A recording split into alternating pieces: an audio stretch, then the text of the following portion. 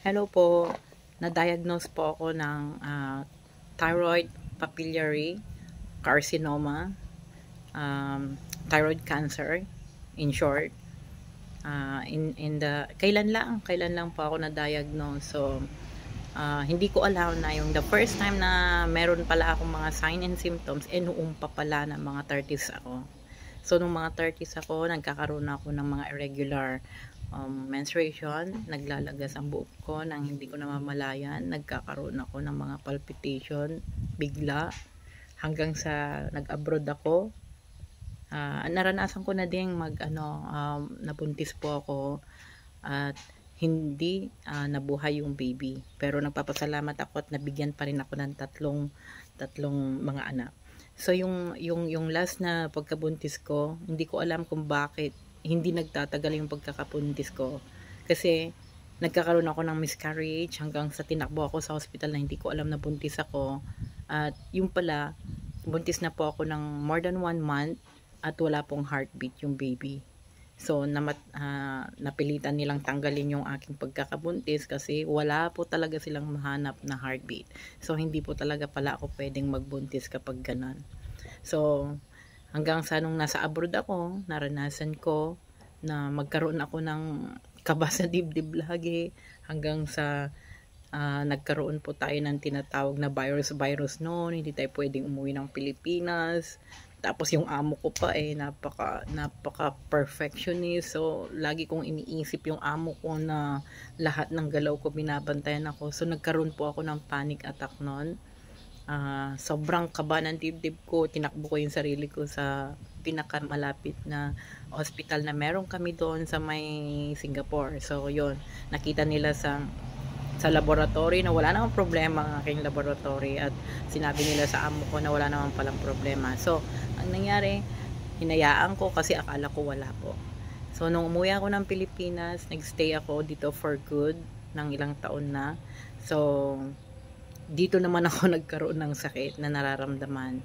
Hindi ko alam kung bakit bigla ako nangihina hanggang sa makabahan ako sa mga bagay-bagay, na-stress ako kasi namatayan pa ako ng nanay ko na kahit papano naging kakampi ko pagdating sa mga lupa namin dito. Ngayon na hanggang sa nagkaroon ako ng maraming problema, kabilang na yung kapatid ko na inoccupy niya yung parte ng lupa na minaon ako sa magulang ko. So lahat yun nagka-stress sa akin hanggang sa bigla akong bumabagsak yung feeling ko, may sakit talaga ako, hinang-hina ako, kinakabahan ako, nag-high blood ako nang walang rason. So tinatakbo twice kong tinakbo ang sarili ko sa ospital. May time pa na nasa Santiago ako, iba yung nararamdaman ko. So pumunta ako diyan sa SIMC at yun nga, high blood po ako, kaya yun, binaba lang yung dugo ko, at tapos umuwi na po ako.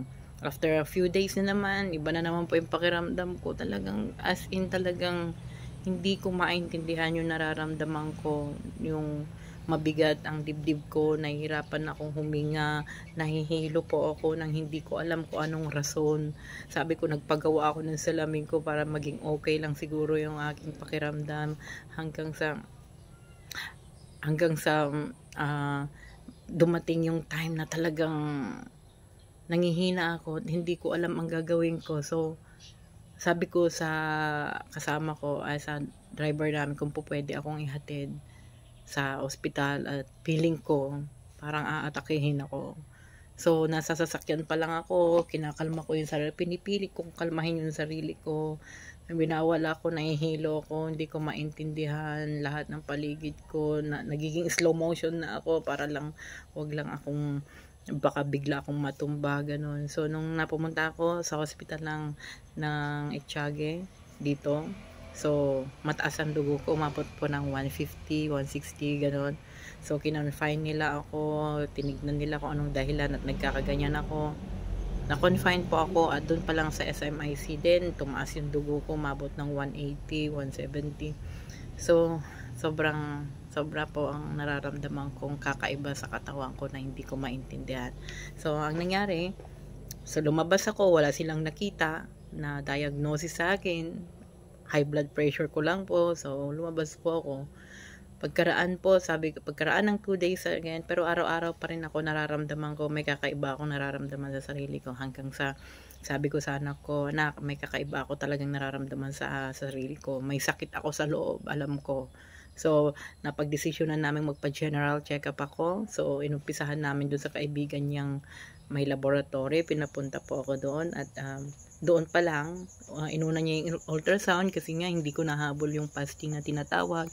So, magmula sa tiyan, in-ultrasound ako hanggang sa leeg ko, doon na po nakita na meron po akong thyroid nodules, at sinuggest ng doktor mismo na kailangan ko nang pumunta ng espesyalista, at nirekomenda niya nga po kayo, Dr. Irma. So, pumunta ako diyan sa inyo, pinakita ko yung ultrasound, at sinuggest mo ako ng magpa-biopsy, at tumupad naman ako biopsy. So, yun, at binalik ko ulit na naman po sa inyo, at yun nga po, ang talagang diagnosis nyo lang po talaga ay thyroid carcinoma.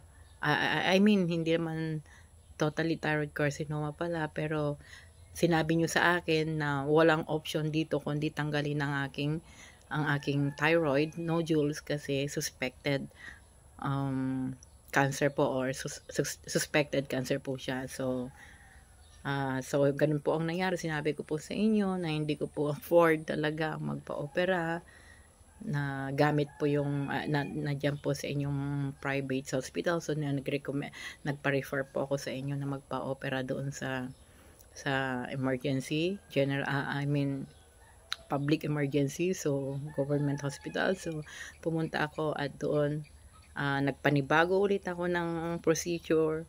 At nagpapasalamat ako kay sa'yo, Dr. Irma, na kahit papano nabigyan na umpisahan kong magpila-pila po doon sa government, na kahit matagal, nung nakita nila yung mga result ko, lahat kahit ikaw, Dr. Irma, and the other doctors, tinanong ko kung meron pa bang ibang paraan para hindi na ako operahan, kasi nga siyempre, alam niyo po, nakakatakot ang magpa-opera, at ayaw ko sanang magpa-opera. Pero lahat naman po kayo, 3 siguro pong doktor ang nakausap ko, na wala po akong ibang option at hindi nakukuha sa gamot. So, talagang nagpa-total thyroidectomy po ako. At nangyari po yun sa government hospital, wala po akong binayaran, at nagpapasalamat ako, at naging successful po ang operation. So, may 2 months na po akong na-opera, at it seems na yung mga dinadaanan kong check-up pa rin hanggang ngayon, na lagi akong pinapa-check-up at laboratory, ongoing pa rin.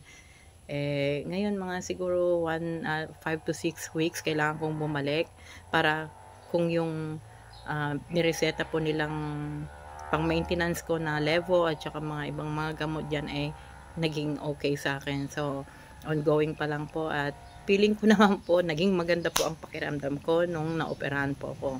Nawala po yung parang anxiety sa pakiramdam ko, sa feeling ko, nawala po yung palpitation, nawala po yung laging pag-high blood ko. So, alam ko naman po na nagkakaroon sila ng parang yung pagkasama-sama ng mga sakit, pag yung tinatawag na thyroid storm.